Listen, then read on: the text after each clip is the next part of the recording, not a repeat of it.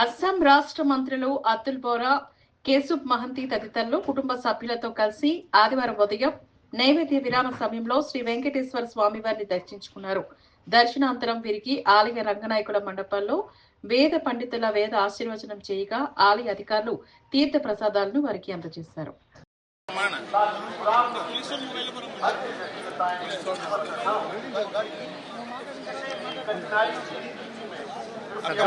एक ही बार आओ sir please sir